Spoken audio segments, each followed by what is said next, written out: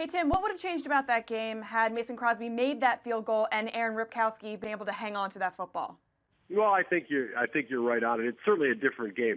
I don't know if the Falcons could have been stopped by the Packers on that day, though, so I'm not saying the Packers would have won. It certainly would have been a different game had they been able to get on the scoreboard with those opportunities in the early going.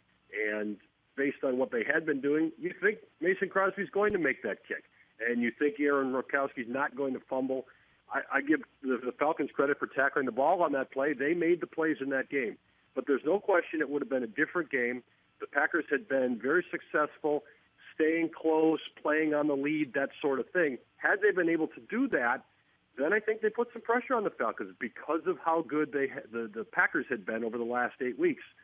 But obviously once the score started to get away, certainly the Falcons just stepped on the accelerator even more. Yeah. And if we're going to play what if Jordy Nelson didn't have the broken ribs and the flu bug didn't hit that locker room in the days before kickoff? I know there's a lot of things that you can think about as far as how it might affect a game, impacted either positively or negatively, but does it help or does it hurt the fact that you had to deal with so many different things leading up to that particular game? They even had travel delays in getting out of Green Bay the night before the game because of fog. So they had a combination of things all kind of adding up there. And you're exactly right. That definitely impacted the game. I actually thought Jordy Nelson, beyond being heroic just being out there, actually was pretty productive on Sunday. So, really a lot of credit to him for being out there and show the dedication, determination that he has as a player to be out there.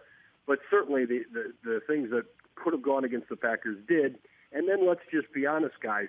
On a fast track, which you had inside the Georgia Dome for the last game ever at the Georgia Dome, that's going to favor the Falcons over the Packers.